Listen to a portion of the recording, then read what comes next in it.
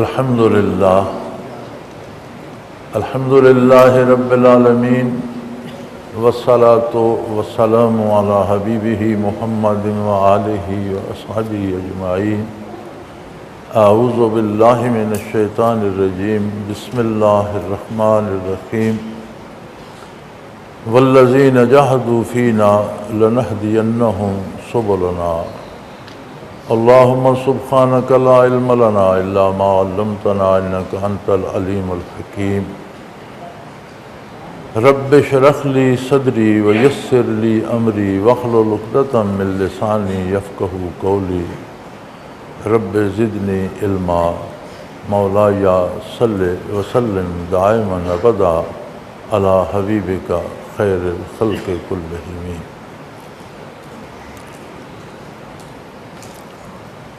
ارشاد باری تعالی ہے،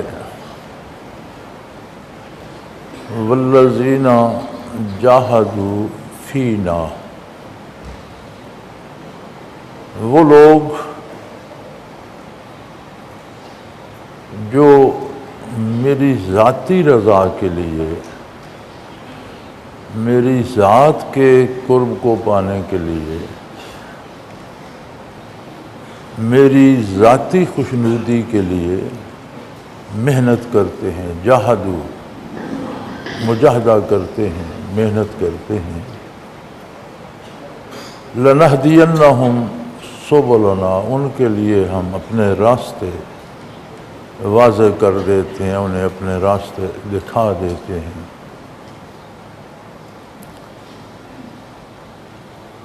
بہت نازک معاملہ ارشاد فرمایا گیا اس آیہ کریمہ میں، انتہائی نازک معاملہ ہے۔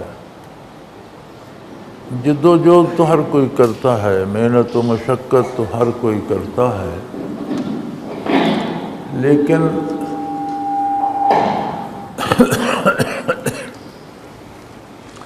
اس پہ یہ شرط کہ فینا، اسے بہت نازک بنا دیتی ہے۔ انسان اس دار دنیا میں جب آنکھ کھولتا ہے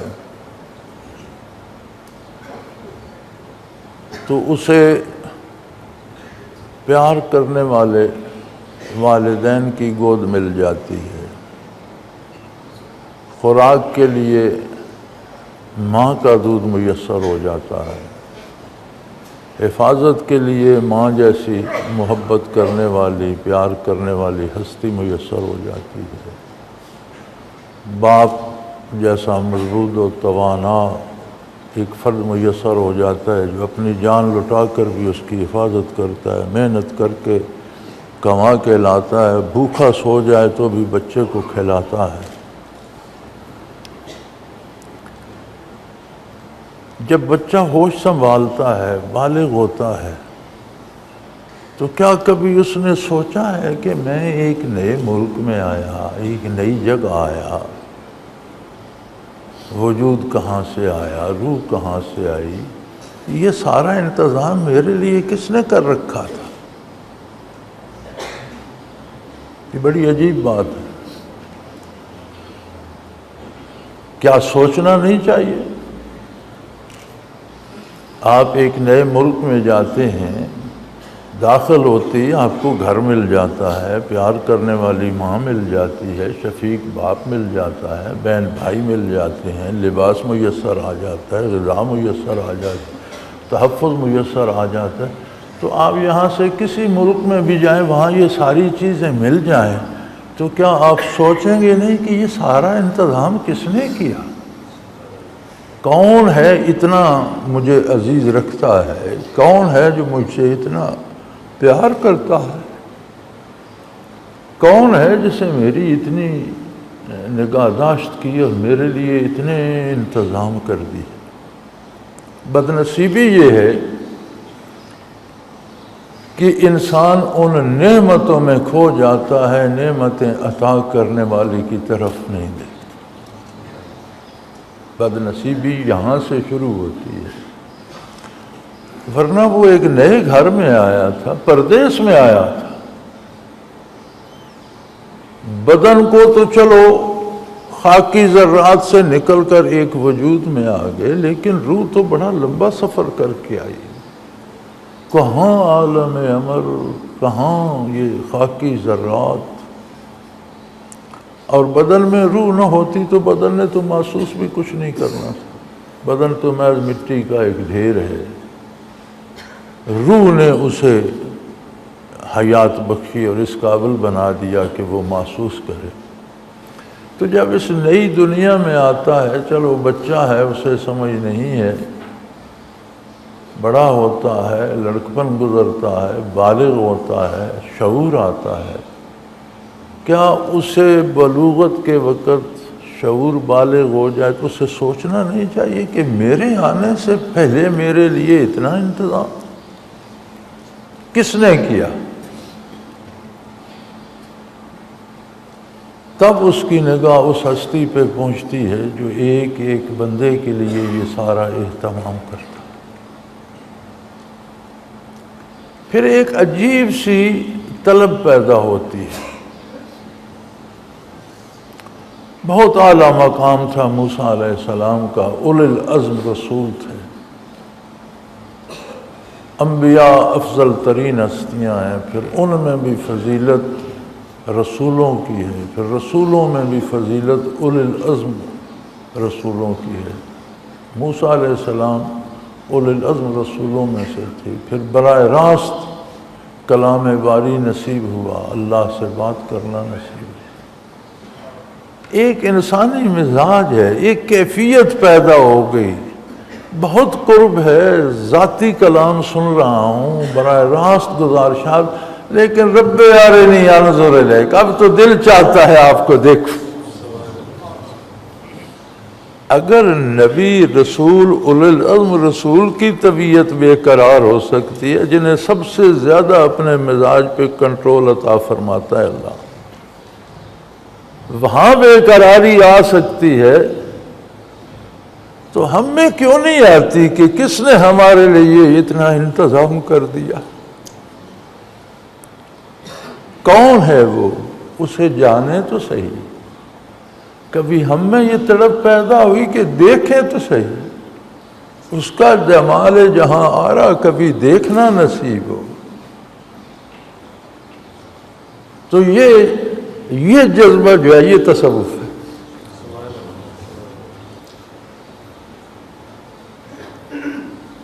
مالک کی جستجو، محسن کی تلاش، محسن سے وصال، اس کی بارگاہ میں حاضری، اس کے جمال جہاں آرا کو دیکھنے کی طلب، یہ تصوف۔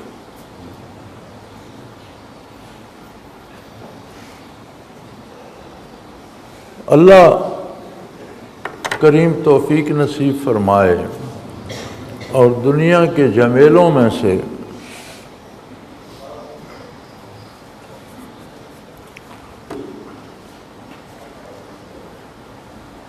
اتنا شعور دے دے کہ ہم نبی صلی اللہ علیہ وسلم کی ذات کی اطاعت کر، سن سنا کر صحیح، کیونکہ معرفت الہی کی طرح معرفت نبوت بھی بڑی کٹھن منزل ہے۔ ماننا اور بات ہے، پہچاننا اور بات ہے۔ ماننا اسلام ہے، پہچاننا تصوف ہے۔ ہم نے سنا بزرگوں سے، والدین ایک عجیب ہستی ہے، والدین کے ذمہ جہاں ہمارا تحفظ ہے، ہماری بیماری صحت کا، ہماری روزی، ہمارے کھانے پینے کا، ہمارے لباس کا، ہماری تربیت کا، وہاں والدین کے ذمہ یہ بھی ہے کہ ساتھ ہمارے اس شعور کو بھی بیدار کریں کہ یہ والدین بھی کس نے دیے، یہ نعمتیں کون دے رہا۔ اگر نہیں کرتے تو اس کا انہیں جواب دینا ہوگا اللہ کی بارگاہ۔ والدین سے سن کر، معاشرے میں دیکھ کر، علماء سے سن کر ہم نے مان لیا لا الہ الا اللہ محمد الرسول اللہ، توفیق عمل ہو گئی، غلطیاں ہوئیں توبہ کر لی، رجوع اللہ کر لیا، نجات کے لیے کافی ہے۔ اور اللہ کریم فرماتے ہیں من زحزح عن النار وادخل الجنۃ فقد فاز، جو دوزخ سے بچ گیا اور جنت میں چلا گیا وہ کامیاب ہو گیا، وہ جیت گیا۔ اتنا نجات کے لیے کافی ہے۔ اس سے آگے کہ یہ نجات دی کس نے، کون ہے وہ، کیسا ہے وہ، مجھ سے اتنی محبت کی اس نے، تو جواب میں محبت کا جواب کیا میں محبت سے دے سکتا ہوں؟ اس نے مجھ سے اتنا پیار کیا، میں اس کا کوئی کروڑواں حصہ بھی پیار دے سکتا ہوں اسے؟ یہ طلب جب بن جائے تو یہ وہ اس ایمان ہے، اسلام ہے، نجات ہے۔ نجات پا جانے والا کامیاب قرار دیا اللہ نے، دوزخ سے بچ گیا، جنت میں داخل ہو گیا، جیت گیا۔ جیت جانا، جنت میں داخل ہو جانا ایک اور بات ہے، اور قرب کی تمنا، وصال کی تمنا، دیدار کی آرزو ایک دوسری بات۔ ہم دنیا میں گزارا کرتے ہیں لوگوں کے ساتھ، عزت و احترام بھی ایک دوسرے کا کرتے ہیں، لحاظ بھی کرتے ہیں، ایک دوسرے کے لیے قربانیاں بھی دیتے ہیں، اچھی بات ہے۔ لیکن کوئی ہستی کوئی ہستی ایسی ہوتی ہے جس سے ہم محبت بھی کرتے ہیں۔ اچھے تعلقات اپنی جگہ، محبت کی بات الگ ہے۔ اچھے تعلقات سے ہم گھر میں، خاندان میں، برادری میں بسر کرتے ہیں، یہ الگ بات ہے، بڑی اچھی بات ہے۔ لیکن جب کسی سے محبت ہوتی ہے، ماں سے، باپ سے، بہن سے، بیوی سے، دوست سے، محبت کی بات الگ ہے۔ محبت ایک ایسا جذبہ ہے جس میں کوئی گنتی، کوئی شمار، کوئی حساب کتاب ہی نہیں۔ اس نے کیا لیا، مجھے کیا ملا، اگر محبت ہے تو حساب کتاب جو ہو گیا ٹھیک ہے۔ رشتے ہیں تو حساب ہوگا، بھائی بھائی سے کرے گا، اولاد ماں باپ سے کرے گی، والدین اولاد سے کریں گے، تمہاری اتنی تنخواہ ہے، تم نے اتنا کمایا، تم نے کتنا رکھا، مجھے کیا دیا، تمہارا مکان ہے اس میں میرا کون سا حصہ ہے، کمرہ میرے لیے، یہ ساری باتیں اچھے تعلقات میں ہوں گی۔ بلکہ بعض اوقات یہ حساب کتاب اچھے تعلقات کو برائی کے خانے میں لے جاتا۔ محبت میں حساب کتاب نہیں ہے۔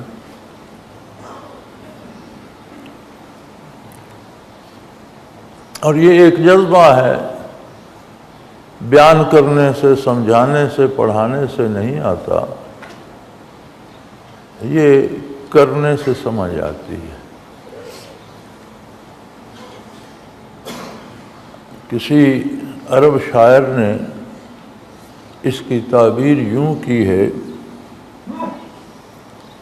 ایک مصرع ہی مجھے یاد رہ گیا، فَإِنَّ الْمُحِبَّ لِمَن يُحِبُّ مُطِيعُ، محبت کرنے والا محبوب کا غلام بن جاتا ہے، بس کیوں اور کیسے نہیں رہتا۔ یعنی محبت ایک ایسا جذبہ ہے، اردو میں کسی نے کہا تھا محبت کیا ہے، تاثیر محبت کس کو کہتے ہیں؟ محبت کیا ہے، تاثیر محبت کس کو کہتے ہیں؟ تیرا مجبور کر دینا میرا مجبور ہو جانا۔ محبت میں کیوں اور کیسے کوئی نہیں ہوتا، حساب کتاب کوئی نہیں ہوتا، ایک ہی بات ہوتی ہے کہ میرے لیے کیا ہے، آپ کس طرح راضی ہیں، مجھ پہ آپ کس بات پہ خوش ہیں، بس ٹھیک ہے۔ فَإِنَّ الْمُحِبَّ لِمَن يُحِبُّ مُطِیعٌ، محبت کرنے والا محبوب کا غلام بن جاتا ہے۔ تو مان لینا اچھی بات، نجات کے لیے کافی۔ الحمدللہ، اللہ تمام مسلمانوں کا ایمان قبول فرمائے، سب کی خطائیں معاف فرمائے، سب کو جنت نصیب فرمائے۔ لیکن بھائی اس ماننے سے آگے بڑھ کر یہ جستجو کہ یہ ہے کون، یہ کیسا ہے، کبھی اسے دیکھوں، میں بھی اس کی بارگاہ میں حاضری تو دوں، میں اسے سجدے تو کرتا رہا، کبھی دیکھ کر سر جھکا۔ اب آپ کہتے ہیں کہ تصوف مشکل ہے، مشکل نہیں ہے، یہ بنیادی بات ہے، یہ ہونی چاہیے۔ ہمیں مشکل اس لیے لگتے ہے کہ ہمارے مزاج بگڑ گئے۔ ہماری بنیادی غذا ہے گندم کا آٹا،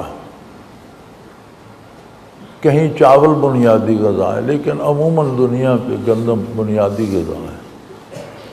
جسے بخار ہو جائے، تپے مہر کا ہو جائے، اس کا منہ کڑوا ہو جاتا ہے، اسے کھانا تو وہ کہتا ہے کڑوا ہے۔ بھئی آج گندم کڑوی ہو گئی، ساری عمر کھاتے رہے، گندم کڑوی نہیں ہوئی، اس کا مزاج بگڑ گیا۔ تصوف مشکل نہیں ہوا، ہمارے مزاج بگڑ گئے۔ ورنہ بنیادی بات جو تعلیم فرمائی محمد الرسول اللہ صلی اللہ علیہ وسلم نے وہ یہ تھی، یتلو علیہم آیاتہ، اللہ کی آیات ان پر پیش فرماتے ہیں۔ جو قبول کرتا ہے وہ یزکیہم، سب سے پہلے ان کا تزکیہ کرتا ہے۔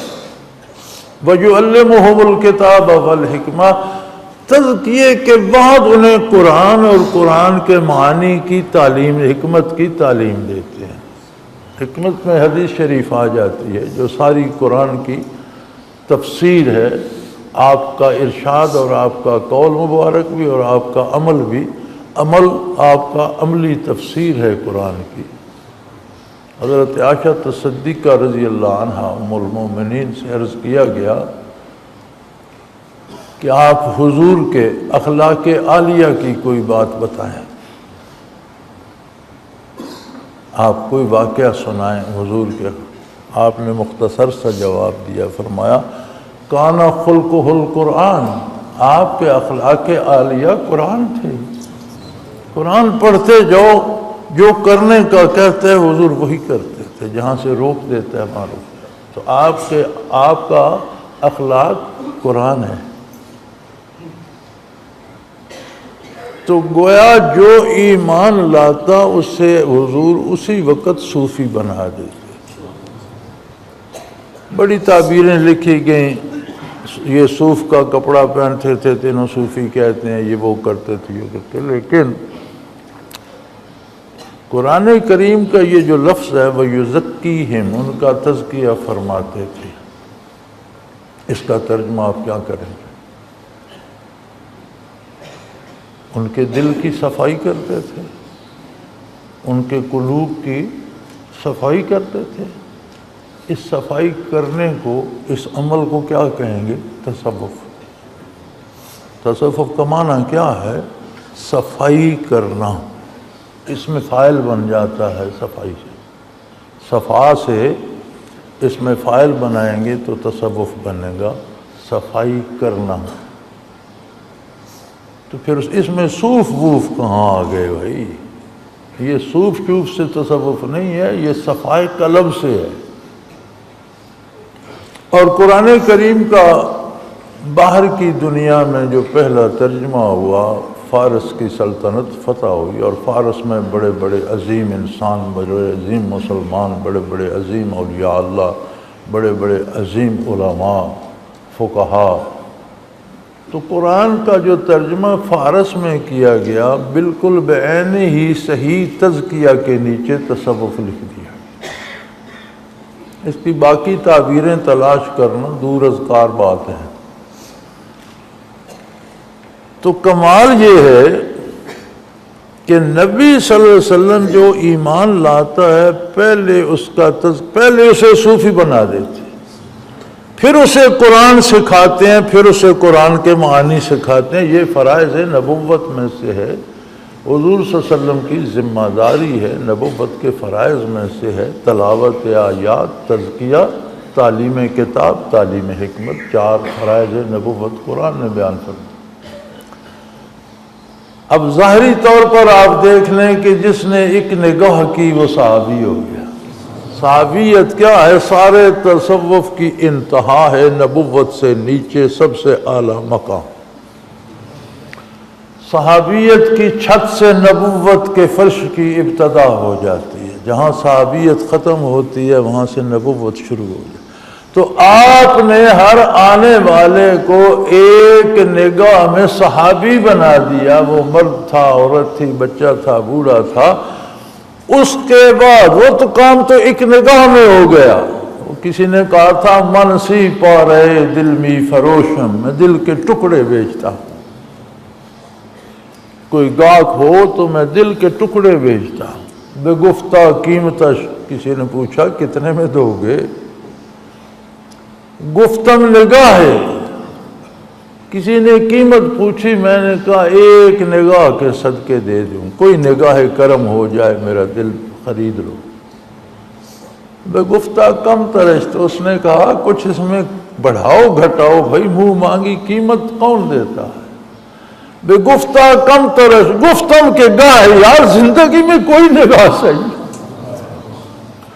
جس سے زندگی میں ایک نگاہ مصطفی نصیب ہو گئی، وہ شرف صحابیت پہ سرفراز ہو گیا، تصوف کی انتہا پہ پہنچ گیا۔ تابعین اس سے پیچھے رہ گئے، تبع تابعین پیچھے رہ گئے، اولیاء اللہ کی تو بات ہی کیا، اس کی جوتیوں کی خاک کو کم نہیں پہنچتے۔ تو تصوف مشکل ہے، یہ تصوف آسان ترین کام ہے، سب سے پہلا کام۔ ہر آنے والا بارگاہ رسالت میں تصوف کی انتہا پر پہنچ گیا، ایک نگاہ کے صدقے، من سی پارے دل می فروشم، بے گفتہ قیمتش گفتم نگاہ، بے گفتہ کم ترش گفتم کے گاہ۔ کبھی زندگی میں ایک نگاہ صحیح۔ اب اس بات کو اس سے جوڑیے کہ آنکھ کھلے، ہوش آئے، دماغ جاگے، بلوغت آئے، تو کیا بندے کو سوچنا نہیں چاہیے کہ میں کہاں سے آیا؟ یہ وطن میرا تو نہیں تھا، میں نے یہاں رہنا بھی نہیں ہے، اسے چھوڑ کر پھر چلے جانا ہے۔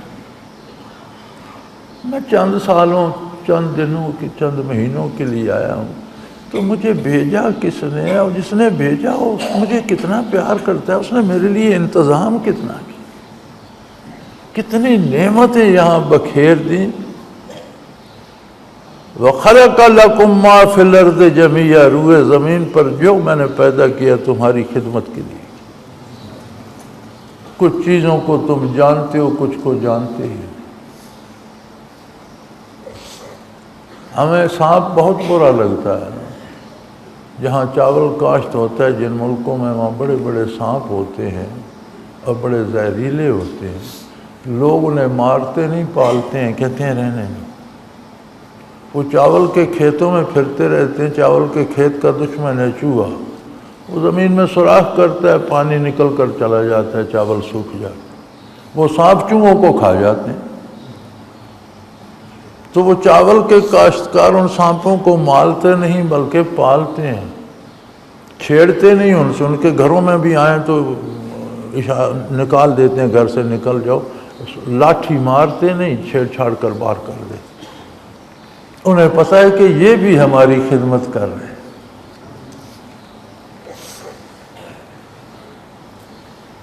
چین میں ایک دفعہ ایک تحریک چلی کہ فصلیں چڑیاں کھا جاتی ہیں، تو چڑیوں کو مار دیا ہے۔ تو یہ چین والے ہیں تو جس کام میں لگ جائیں جنوں کی طرح کرتے ہیں، ہر بندہ اس شکار پہ لگ گیا، ٹرکوں کے ٹرک چڑیاں مار کر پھینک دیں۔ اس سال جو فصل ہوئی وہ پہلے سے بہت کم تھی۔ یہ کیا ہوا؟ ان کا فصل کو کیڑے کھا گئے۔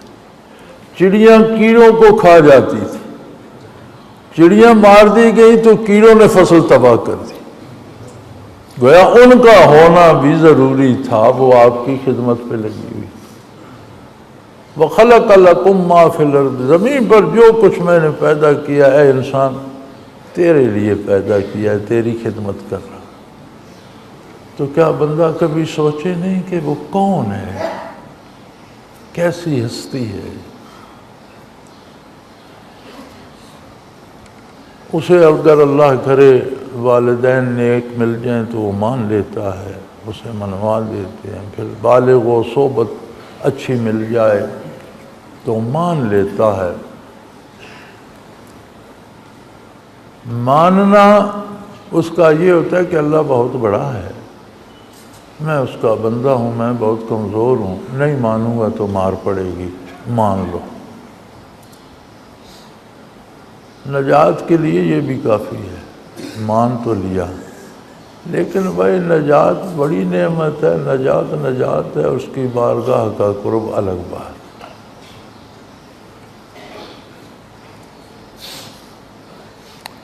میری ایک نعت کا شعر ہے، تیری طاعت میں ہے لطف زندگی بے شک فقیر، تیری طاعت میں ہے لطف زندگی بے شک فقیر، کیف آگی لذت درد نہانی اور ہے۔ مان لینا، اطاعت کر لینا نجات کے لیے کافی ہے، لیکن وصال کی لذتیں اور ہیں، وہ بات اور ہے۔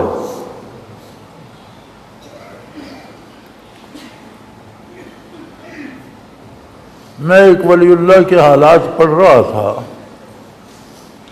ان پر کسی نے سوال کر دیا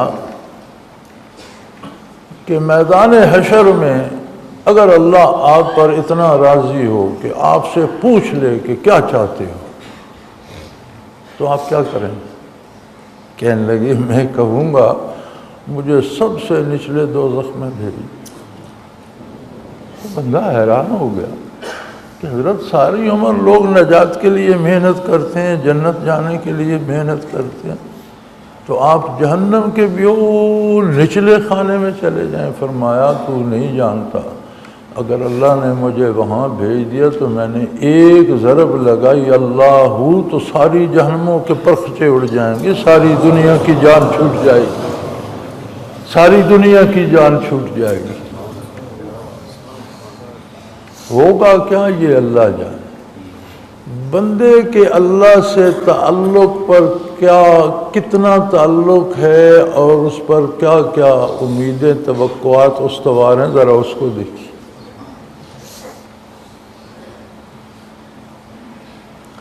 نجات ہے جنت جانے کے لیے محنت، تصوف ہے اللہ کو پانے کے لیے محنت، اور یہ بنیاد ہے۔ ہمیں عجیب اس لیے لگتا ہے کہ مرور زمانہ نے، یہ زمانہ بڑی ظالم شے ہے، یہ زخموں کو مندمل کر دیتا ہے، یادوں کو بھلا دیتا ہے، تعلقات کو مسمار کر دیتا ہے، رشتوں کو توڑ دیتا ہے۔ ہم جن کے بغیر زندہ رہنے کا تصور نہیں رکھتے تھے، ان لوگوں کو ہم نے اپنے ہاتھوں سے دفن کر دیا، اور بہت کم ہے کوئی خوش نصیب جسے یاد بھی رہ جائے، یاد بھی نہیں رہتا۔ کنّا کزوج حمامۃ فی ایکۃ متمتعین بصحۃ وشبابی دخل الزمان بنا وفرق بیننا ان الزمان مفرق الاخبار۔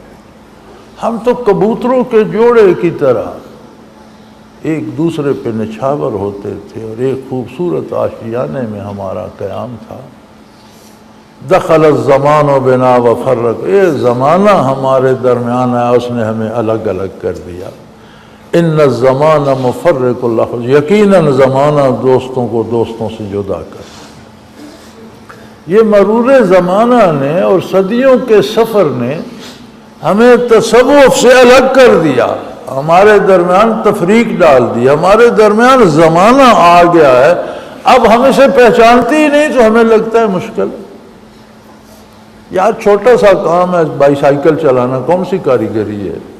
نہ انجن، نہ مشین، نہ گیئر، نہ ایکسیلیٹر، 2 پیڈل ہیں اور 2 بریک ہیں، اللہ اللہ خیر صلی اللہ. لیکن جسے چلانا نہیں آتا وہ کہتا ہے دنیا کا مشکل کام یہی ہے. بچے چلائے پھرتے ہیں، لیے پھرتے ہیں، بوڑھے لیے پھرتے ہیں، جوان لیے. جسے سائیکل چلانا نہیں آتا وہ کہتا ہے یہ بڑا مشکل ہے. جب ہم اس نعمت سے بیگانہ ہو گئے تو ہم نے کہا یہ مشکل ہے، یہ نہیں ہو سکتا، یہ بہت مشکل ہے. بھی کیسے مشکل ہے؟ یہ تو زندگی کی بنیاد ہے. صرف اتنا، والذین جاہدوا فینا، فرماتے ہیں اللہ کریم کہ جب آنکھ کھولے، جب ہوش آئے، جب بالغ ہو تو میرے بارے سوچے تو صحیح کہ دنیا میں آنے سے پہلے میرے لیے باپ کس نے بنا دیا، ماں کس نے تخلیق کر دی، اس کے دل میں میری محبت ڈال دی. دنیا میں آیا میں تو مکھی نہیں اڑا سکتا تھا، اس نے مجھے ایسی ہستیاں دیں جنہوں نے مجھے نہایت صاف ستھرا پال پوس کر بڑا کر دیا. بڑا ہوا تو میرے گرد نعمتوں کے ڈھیر لگا دیے، بکھیر دیا ایک عالم کو، ایک جہان کو.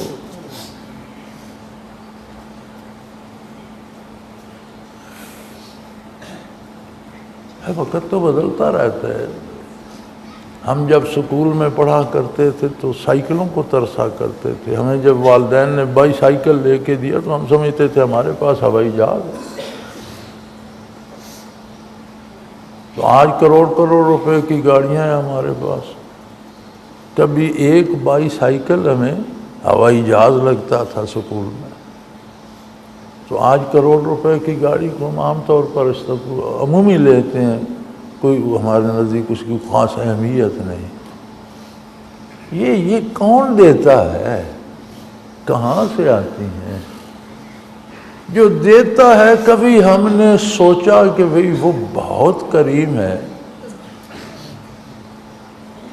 دیکھیں تو صحیح، جھانکیں تو صحیح اس کی بارگاہ کیسی ہے. بیشتر تو زمانے کی گرد اتنی جم گئی ہے نگاہوں پر کہ بیشتر تو صرف انجوائے کرتے ہیں، سوچتے بھی نہیں کہ یہ دیا کس نے، یہ تکلف ہی نہیں کرتے، یا پھر اپنی سوچ کو محدود کر لیتے ہیں. یہ فلاں بت نے مجھے دیا ہے، یہ فلاں شخص نے دیا ہے، یہ فلاں حکومت نے دیا ہے. حکومت کون ہے؟ اسے کس نے بنایا؟ بت مخلوق ہے، اسے کس نے بنایا؟ وہ خود محتاج ہے. لیکن ہم خانہ پوری کے لیے ایک نام وہاں لکھ چھوڑتے ہیں کہ مجھے اس نے دیا، مجھے باپ کی جائیداد مل گئی. باپ کون تھا؟ اس نے کہاں سے لی؟ اس نے تخلیق کی یہ چیز. تو بھی اللہ کریم فرماتے ہیں کہ جسے شعور آئے اور اسے یہ تجسس پیدا ہو کہ یار میں کہاں عالم امر، کہاں فرش خاک، میں عالم امر سے چلا. چونکہ انسان، علماء حق فرماتے ہیں جہاں الانسان آئے گا، یعنی انسان کو نکرہ کر کے کہا جائے گا، وہاں روح مراد ہو. کیونکہ بدن کو کوئی انسان نہیں کہتا. روح آ جائے تو ابا جی بھی بن جاتا ہے، بھائی جی بھی بن جاتا ہے، بیٹا بھی بن جاتا ہے. روح چلی جائے تو میت. اسے انسان روح کے بعد کوئی نہیں کہتا. تو کہاں عالم امر سے میں چلا، فرش خاک پر آیا. یار ساری نعمتیں یہاں موجود تھیں میرے آنے سے پہلے. اس کے گرم و سرد سے میں گزرا، کون مجھے بچاتا رہا؟ مرور زمانہ سے میں گزرا، میں جوان ہوتا گیا. پھر کسی نے وقت کے ساتھ وہ چیزیں مجھ سے واپس لینے. وہ کون ہے یار؟ دی کیوں تھی، لے کیوں رہا ہے؟ کبھی ہم نے سوچا؟ اگر یہ سوچیں گے تو اس دینے والے کو پانا اور اس کے لیے کوشش کرنا. والذین جاہدوا فینا. اللہ جل شانہ مخلوق کے ادراک سے بالا تر، کسی کے علم عقل شعور میں سما نہیں سکتا، یہ سب مخلوق ہے، وہ خالق ہے، لیکن اپنی استعداد کے مطابق اس کی جمال کا کوئی نہ کوئی پہلو ہر کوئی پا لیتا، شرط یہ ہے کہ اس کی تلاش کرے۔ اس کے جمال کا کوئی نہ کوئی پہلو اپنی استعداد، نبی اپنی استعداد کے مطابق، صحابی اپنی استعداد کے مطابق، تابعی تبع تابعی اپنی، ولی اللہ اپنی استعداد کے مطابق کوئی نہ کوئی جھلک اس کے جمال کی پا لیتے۔ ورنہ کون عمریں لگاتا ہے بھائی مفت پہ؟ کون راتوں کو جاگتا ہے بلا وجہ؟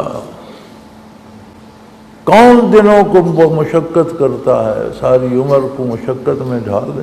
کچھ پاتے ہیں، کچھ ملتا ہے، کوئی چیز ہے جو انہیں بے بس کر دیتی ہے۔ تو انسان کا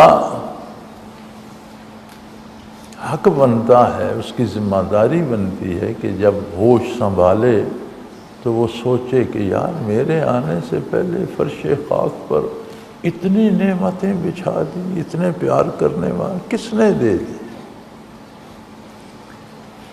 یہی جذبہ انبیاء بیدار کرتے تھے، یہی جذبہ نبی علیہ الصلوۃ والسلام نے لوگوں کو عطا فرمایا، بیک نگاہ عاشق پروردگار بنا دیا۔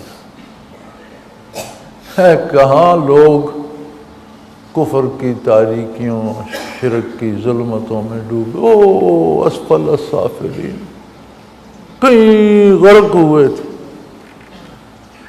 جس نے قبول کیا ایک نگاہ سے صحابیت کی عظمت پہ پہنچا۔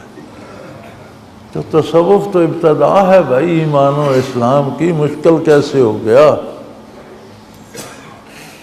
ہاں ہم نے چھوڑ دیا، ہمیں بھول گیا، ہم نے ہوش سنبھالا تو دینے والے کو بھول گئے، لینے کی کوشش میں کھو گئے، وہ بھی لے لوں، وہ بھی لے لوں، وہ بھی لے لوں، جمع کرتے کرتے کرتے جب انبار لگ گیا تو ہم نہ کھانے کے قابل رہے، نہ پہننے کے، نہ دیکھنے کے، لاٹھی ٹیکتے ہوئے بڑھاپا گزارتے قبر میں چلے گئے، چیزیں پیچھے بانٹتے رہے۔ یار یہ کوئی انسانی عمر کا مصرف ہے؟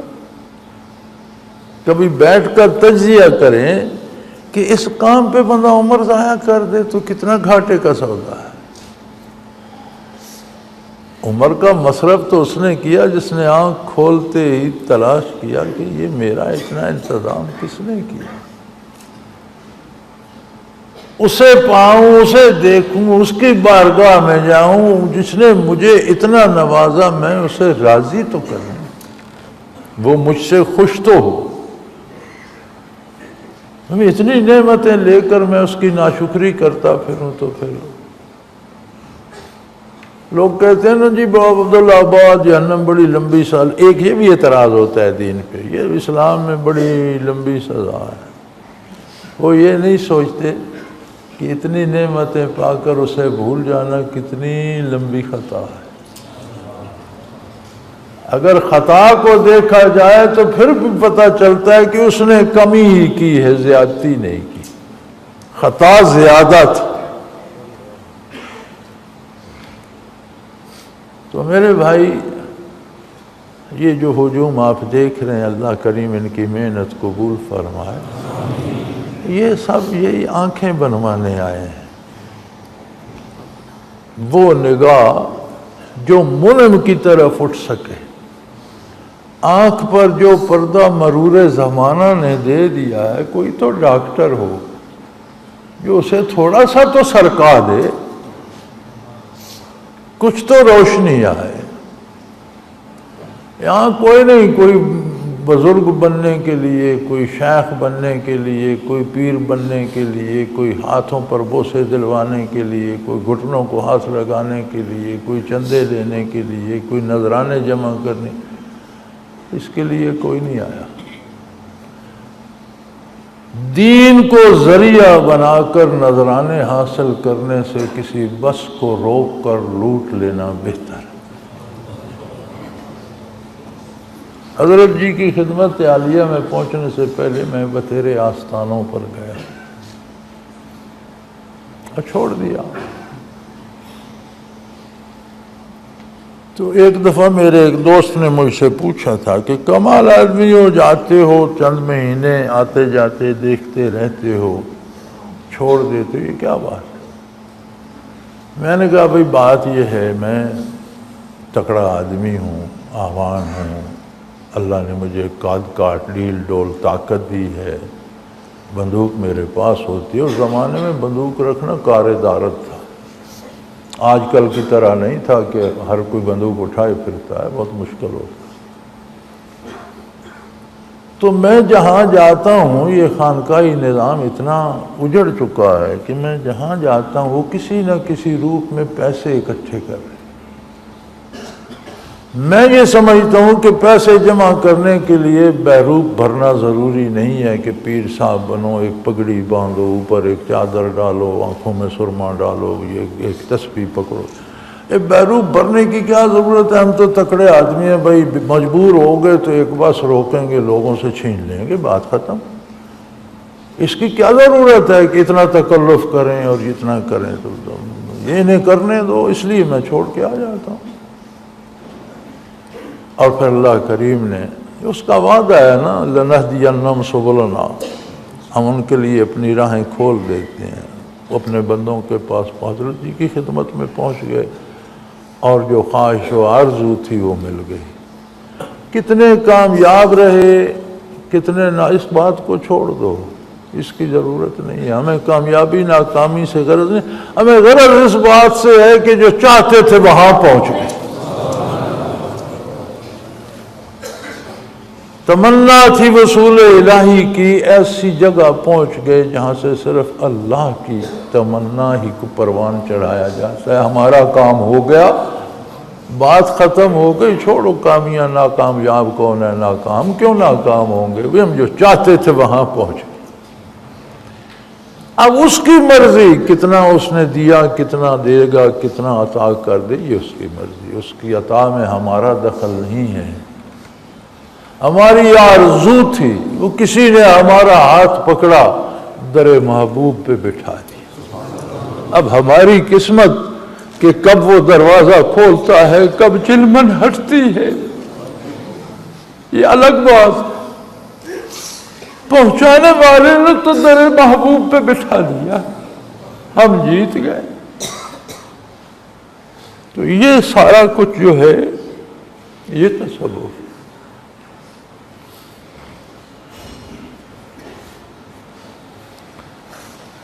اس میں شرائط بڑی کڑی ہیں۔ جاہدو فینا، خالص میری تلاش، دل میں آ جائے کہ میں شیخ بن گیا ہوں، پیر صاحب بن گیا ہوں، دوسروں سے بزرگ ہو گیا ہوں، تو فینا تو نہ رہا، بات رشتہ تو ٹوٹ گیا، بات محبت کی نہ رہی، بات غرض کی آ رہی۔ یہ دنیا بڑی ظالم ہے، اور اس میں چیزوں پر چیز ہوتی اور ہے، اس پر رنگ اور چڑھا دیتی۔ یہ پیتل پر سونے کا پانی چڑھا کر بیچ دیتی ہے یہ دنیا، سونا کہہ کر۔ یہ غرضوں کو محبت کا پانی چڑھا کر محبت کے نام سے بیچ دیتی ہے۔ ہوتی وہ غرضیں ہیں، اگر وہ غرض پوری نہ ہو تو پھر محبت کہاں گئی؟ تو دنیا کے رشتوں کو آپ جب تجزیہ کریں گے تو حقیقتاً غرضیں ہوں گی، اغراض ہوں گی، اوپر محبت کا پانی چڑھا ہوگا۔ جہاں محبت ہوتی ہے وہاں سود و زیاں نہیں ہوتا۔ یہ غرض آ جائے کہ میں پیر بن جاؤں، یہ غرض آ جائے کہ لوگ مجھے تحفے دیں، شیرینیاں دیں۔ لوگوں کی بھی عادت ہے، یہ لوگ بھی بڑا خراب کرتے ہیں بندے کو۔ لاکھوں لوگ بے چوں و چراں آپ کی بات ماننے پہ جب تیار ہو جاتے، یہ بندے کو فرعون بنا دیتے۔ بڑا مشکل امتحان ہے۔ لاکھوں لوگ آپ کی بات پہ بے چون و چراں یقین کرتے ہیں، پھر آپ ان میں سے ہی خود کو سمجھیں، تو یہ اللہ کا احسان ہے۔ یہ چیز بندے کے نفس کو اٹھا دیتی ہے، یہ بڑا مشکل ہے۔ جب ذرا لغزش ہوئی، اپنی بڑائی کا خیال آ گیا، اپنے کمالات کا خیال، مجھے وہ مکاشفات عطا ہو جائیں، مجھے وہ کمال مل جائے، میں پھونک ماروں تو دنیا ادھر سے ادھر ہو جائے، تو پھر فینا تو نہ رہا۔ بات تو تھی فینا، میرے لیے، یہ تو میرے میں کچھ اور آ گیا، بات بگڑ گئی۔ بات مشکل نہیں ہے، نازک ہے بس۔ یہ اس کارگہ حیات میں نازک ترین بات ہے کہ خود کو، اپنی آرزوؤں کو، اپنی تمناؤں کو اللہ کے لیے کرو۔ دیکھو نا، میں نے آپ کو بات سنائی، کیسا عجیب آدمی ہے، لوگ جنت مانگیں گے، وہ کہتا ہے میں دوزخ مانگوں گا۔ میں پوچھا دوزخ میں کیا فرمایا؟ میں ایک دفعہ بیٹھ کر قلب پہ چوٹ لگاؤں گا، اللہ ساری دوزخ پاش پاش ہو جائے، سب کی جان چھوٹ جائے گی، نہ دوزخ ہوگا نہ کسی کو دکھ ہو۔ اب اس کا اور اللہ کا رشتہ ہے، اور اس کا اللہ پر اعتماد ہے۔ اس نے اللہ کو کیسا پہچانا، اللہ کو کیسا پایا، اس کے کرم کا کون سا گوشہ اس کے دل میں بسا، اس کے حسن کی کون سی جھلک اس کے قلب میں گئی، اس بندے کو اتنا ناز ہے اس پر کہ یہاں تجلیات الہی بھی ہوں گی، اور دوزخ مٹ جائے گا، باقی یہ رہیں گے، میں پرختی اڑا دوں گا دوزخ۔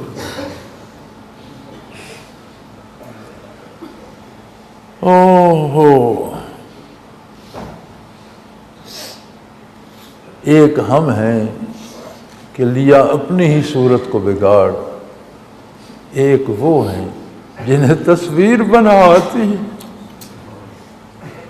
ہم نے تو خود کو تباہ کر لیا، اب دنیا کی لذیذ ترین نعمت ہمیں کڑوی لگتی، اور ایک وہ ہیں جو اس سے سیراب ہو رہے ہیں۔ تو میرے بھائی، میں نے بہت سا وقت لے لیا، غرض یہ تھی کہ آپ تصوف کو سمجھیں۔ اللہ نے آپ کو اس کی طلب دی ہے، توفیق دی ہے یہاں تک آنے کی، یہاں رہنے کی۔ ہمارا آپ پر احسان نہیں ہے، ہماری ذمہ داری ہے کہ ہم دل کے ٹکڑے بیچیں۔ اب بیچنے والوں کے پاس گاہک آئے تو وہ خوش ہوتے ہیں، خفا نہیں ہوتے۔ کوئی دکاندار اس بات سے خفا ہوتا ہے کہ اتنے گاہک کیوں آ گئے، فخر کرتا ہے اس بات۔ ہمیں تو ایک ایک آنے والے پر فخر ہوتا ہے، ہم اس کی آرام کی تلاش میں رہتے ہیں کہ اسے کھانا ٹھیک ملے، اسے رہنے کی جگہ ٹھیک ملے، اسے پانی اور وضو کی تکلیف نہ ہو۔ پھر بھی لوگوں کو تکلیفیں پریشانیاں ہوتی ہیں، لیکن ہماری خواہش و آرزو اور ہماری عملاً کوشش یہ ہوتی ہے کہ ہر آنے والے مہمان کے آرام کا خیال رکھا جائے، اس کی سہولتوں کا خیال رکھا جائے۔ ہم یہ سمجھتے ہیں کہ جو ہماری نوکری ہے، جو ہماری خدمت ہے، جو ہماری ذمہ داری ہے، یہ لوگ اس میں ہاتھ بٹانے آ گئے، یہ ہمارا کام کر رہے ہیں۔ جتنا مال بکے گا ہم چاہتے ہیں کائنات کا ہر فرد خرید لے۔ تو اللہ نے توفیق دی، اس کو تجزیہ کر کے بھی دیکھیں کہ وہ کتنا محسن ہے۔ جب آپ پہچانیں گے تو آپ کے دل میں پھر آرزو پیدا ہوگی، اور آگے جاؤں، اور قریب سے دیکھوں، اور قریب سے بات سنوں، اور قریب سے درد دل سناؤں۔ ذکر کرنے سے پہلے کے سجدوں میں اور ذکر نصیب ہونے کے بعد کے سجدوں میں فرق آ جائے گا، کیفیات بدل جائیں گی۔ لیکن یاد رکھیے معاملہ بڑا نازک ہے، اسے مرتے دم تک صرف اللہ کے لیے رکھیے، درمیان میں کوئی بال نہ آنے۔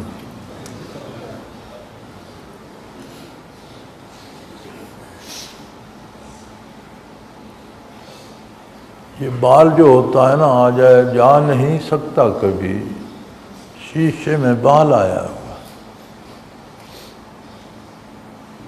جا نہیں سکتا کبھی، شیشے میں بال آیا، اور کیسے بھلا سکتا ہے دل، ان کا خیال آیا ہوا۔ اپنی اپنی نظر ہے۔ دوسرے نے کہا میں تو تیرے خیال کو 100 بار چھوڑتا، میں تو اتنا پھنسا ہوا ہوں، کہیں درد ہے، کہیں بخار ہے، کہیں ڈاکٹر کے جانا ہے، کہیں دفتر جانا ہے، کہیں روزی کمانی ہے، کہیں بچوں کا کرنا ہے، میں تو تیرے خیال کو 100 بار، لیکن تیرا خیال نہیں چھوڑتا مجھے۔ یعنی مزہ تو جب ہے کہ خیال اس طرح راسخ ہو جائے کہ وہ کہہ اٹھے لیکن تیرا خیال نہیں چھوڑتا مجھے۔ مجھے یاد ہے ہم پشاور جا رہے تھے یا آ رہے تھے، اثناء سفر میں تھے، تو اس شعر کا میں نے اس طرح تشریح کی، حضرت حافظ صاحب تشریف رکھتے تھے، اللہ ان کے درجات بلند کرے، تو فرمانے لگے جو تم کہہ رہے ہو شاعر کو اس کی خبر نہیں تھی۔ جس نے شعر کہا اس نے یہ سوچ کر نہیں کہا، میں نے کہا مجھے اس سے کوئی غرض نہیں، میں تو اپنی لذت لے رہا ہوں، مجھے تو اس کی سمجھ یوں آ رہی ہے کہ مجھ پہ تو ہوتا تو میں تیری یاد بھی بھول جاتا، یہ بھی تیرا احسان ہے، لیکن تیرا خیال نہیں چھوڑتا مجھے، یہ بھی تیرا احسان ہے کہ تو نے مجھے اس میں لگا دیا۔ اب یہ خیال میری زندگی بن گیا ہے، مر تو سکتا ہوں، اسے چھوڑ نہیں سکتا، کیونکہ بجائے سانس لینے کے اللہ ہو کہنا میری حیات بن گیا ہے۔ تو کوشش کیجئے اس کے احسانات کو یاد رکھیے، اس ہستی کو دیکھیے جس نے آپ کو فرش خاک سے اٹھا کر اللہ کے روبرو کر دیا، صلی اللہ علیہ وسلم۔ کیا عجیب ہستی تھی، کیا عجیب رحمت للعالمین کی شان ہے، ہر کیو میں چھوٹے بڑے نیک بد کو جس نے آپ کا دامن تھاما اسے اللہ کے روبرو کھڑا کر دیا۔ وہ خود وہ جانے رب جانے، ایاک نعبد و ایاک نستعین اہدنا الصراط المستقیم، وہ اپنا درد دل کہتا رہے، ہر ایک کو کر دیا ہم سخن بندوں کو خدا سے تو نے کر دیا ہم سخن بندوں کو خدا سے تو نے، بندہ کہاں کہاں اللہ رب العزت اسے پکڑ کر اللہ کے روبرو کھڑا کر۔ اسی طرح ہر ایک کا اپنا مقام ہے، بزرگوں کا اپنا، علماء کا اپنا، مشائخ کا اپنا، شیخ کا اپنا، والدین کا اپنا، اولاد کا اپنا، یہ سارے رشتے، یہ ساری نعمتیں اس کی عطا ہے۔ بنانے والے نے ایک گاڑی بنائی، اس میں بے شمار پرزے لگا دیے، ہر پرزہ اس کو چلانے میں معاون۔ ہم ٹکریں مارتے ہیں، ہم بے احتیاطی کرتے ہیں، ہم تیل گریس نہیں کرتے تو وہ پرزے خراب ہو جاتے ہیں، گاڑی میں خرابیاں آنا شروع۔ بنانے والے نے خرابی کی تو نہیں، اس کریم نے یہ سارے رشتے، یہ سارے امور زندگی، یہ سارے کام ہمیں زندگی کی گاڑی چلانے کو لیے دیے ہیں۔ کہیں ہم تیل گریس نہیں کرتے، کہیں صفائی نہیں کرتے، کہیں ٹکر مار دیتے ہیں تو وہ کہتے ہیں اس سے تو بھائی نہ ہوتے، مجھے تو بھائیوں نے تباہ۔ ہم یہ نہیں سوچتے کہ میں نے بھائیوں کے لیے کیا بنایا ہے، کہیں میری کسی غلطی سے تو یہ پرزے کا ایک دندانہ نہیں ٹوٹا، یہ نہیں ہم سوچتے، خود کو ہمیشہ صحیح سمجھتے۔ تو یہ رشتوں ناتوں میں، کاروبار میں، نوکری سروس میں مجھے بتیرے خط آتے ہیں، جو میرے دفتر میں لوگ ہیں مجھ سے حسد کرتے ہیں، میرے خلاف سازش کرتے ہیں۔ ارے بھائی تم سازش کا موقع دیتے ہو تو کرتے ہیں، کہیں کوئی غلطی کرتے ہو تو وہ اچھالتے ہیں نا، تو اپنی غلطی کو ٹریس کرو، اپنا کام مکمل کرو، اپنی ذمہ داری پوری کرو۔ اس طرف ہماری توجہ نہیں جاتی، تو ہم یہ رشتے جو اللہ نے پیار کے لیے دیے ہیں انہیں بھی اپنا دشمن بنا لیتے۔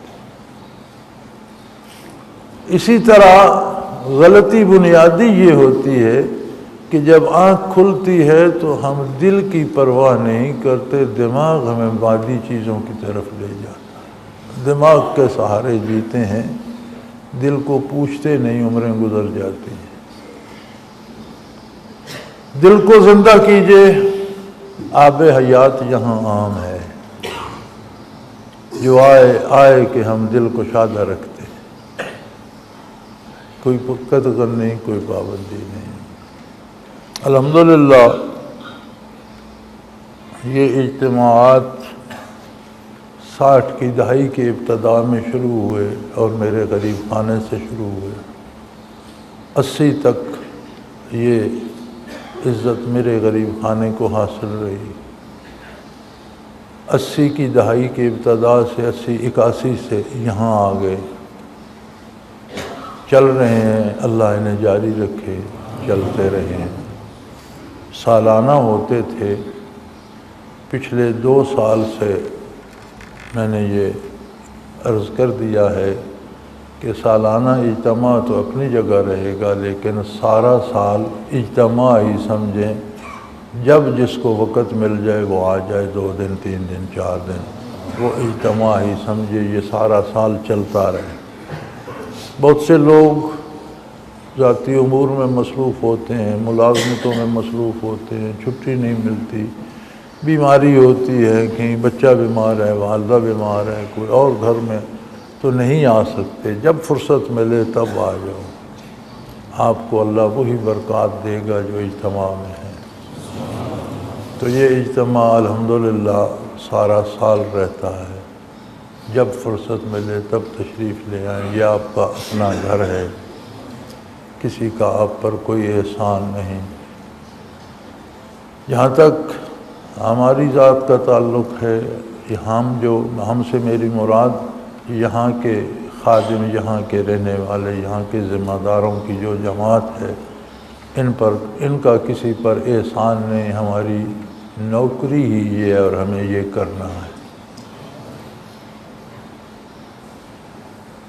میں نے چھوٹی سی فلسفی عرض کر دی، جتنی اللہ نے مجھے سمجھائی تھی میں نے آپ کے سامنے رکھ دی۔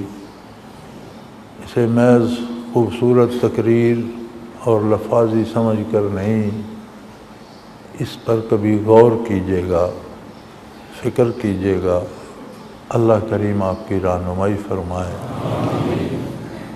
وآخر دعوانا ان الحمدللہ رب العالمین۔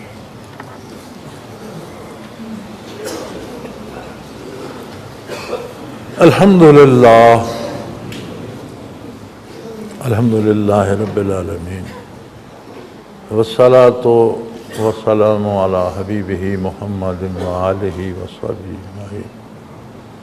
اللہم ربنا لا تقتلنا بغضبک ولا تہلکنا بعذابک واعف عنا قبل ذلک۔ اللہم ربنا لا تسلط علینا من لا یرحمنا، انت ولینا فی سفرنا وحضرنا، انت ولینا فی الدنیا والآخرہ، توفنا مسلمین والحقنا بالصالحین۔ اللہم انصر الاسلام والمسلمین فإنک علی کل شیء قدیر۔ اللہم ربنا نور قلوبنا واستر عیوبنا واغفر ذنوبنا فإنک انت الغفور الرحیم۔ اللہم ربنا سہل لنا امورنا کلہا فی دیننا و دنیانا۔ اللہم رب یسر رب یسر رب یسر ولا تعسر وتمم بالخیر۔ یا اللہ، اگر تو نے آنے کی توفیق بخشی ہے تو ہمارا آنا قبول فرما، ہماری کمزوریوں سے صرف نظر فرما، ہمیں درد دل عطا کر، ہمیں اپنی آرزو عطا کر، ہمیں محبت کا کوئی ذرہ عطا فرما دے، ہمیں طلب و جستجو کا کوئی ذرہ عطا کر دے۔ اللہ ہماری خطائیں معاف فرما، ہمیں بخش دے، ہمارے والدین کو بخش دے، ہماری اولادوں کو بخش دے۔ اللہ یہ دار دنیا بڑا طویل بسارا ہے، اس میں ہدایت پہ قائم رکھ، اس کی بھول بھلیوں اور اس کی گمراہیوں سے ہماری حفاظت فرما، ہمیں اپنی طلب میں زندہ رکھ، اپنی آرزو میں موت دے، اپنی طلب میں حشر میں کھڑا کر، اپنے بندوں کے ساتھ کھڑا کر، اپنے طالبوں میں سے اٹھا، ہمیں توفیق عمل عطا فرما، گناہ سے ہماری حفاظت فرما۔ اللہ تو ہماری حفاظت فرما، تو ہماری حفاظت فرما، تو ہر چیز پہ قادر ہے۔ یا اللہ تو نے زندگی کی نعمت دی ہے، تھوڑی سی محبت کی چاشنی عطا کر تاکہ یہ زندگی سنور جائے، اپنے مقصد پہ لگے، کسی کام آ جائے۔ اللہ کریم ایمان پہ زندہ رکھ، ایمان پہ موت نصیب فرما، ایماندار اپنے بندوں کے ساتھ حشر فرما۔ رب کریم تو کریم ہے، تیرے احسانات شمار نہیں کیے جا سکتے، ہمیشہ ہم پہ احسان فرما، ہمیں گمراہی سے بچا، ہمیں بھولنے سے بچا، اپنی یاد میں زندہ رکھ۔ رب کریم وہ دل زندہ عطا کر جو موت کے بعد بھی تیرا ذکر کرتا ہے، رب کریم وہ ذکر عطا کر جو پس مرگ بھی جاری رہے، رب کریم تیرا نام لیتے ہوئے دنیا سے جائیں، تیرا نام لیتے ہوئے میدان حشر میں کھڑے ہو، اپنی طلب عطا فرما، اپنی رضا عطا فرما، اپنا کرم عطا فرما۔ رب کریم اپنے محبوب کی اطاعت میں زندگی بسر کرنے کی توفیق عطا فرما۔ اے اللہ عظمت رسالت کا کوئی گوشہ دیکھنے کی توفیق عطا فرما، ہمیں ہماری ذات کے مطابق تو کچھ سمجھ دے کہ ہم عظمت رسالت کو پا سکیں، ہم اس محسن اعظم کو یاد کر سکیں، ہم اس کی غلامی اور اتباع کا حق ادا کر سکیں۔ یا اللہ اپنے نیک بندوں کے نقش قدم پہ زندہ رکھ، نیک بندوں کے ساتھ موت عطا فرما، نیک بندوں کے ساتھ حشر فرما۔ تو قادر ہے، تو کر سکتا ہے، ہم کمزور ہیں اللہ، ہم پر نفس کا بوجھ ہے، ہمیں شیطان بہکاتا ہے، ہمیں نفس کی شرارتوں اور شیطان کے دھوکے سے اپنی پناہ میں رکھ، ہم اپنے آپ کو تیری پناہ میں دیتے ہیں، تو ہماری حفاظت فرما۔ وصلی اللہ تعالی علی حبیبہ محمد و آلہ و صحبہ اجمعین برحمتک یا ارحم۔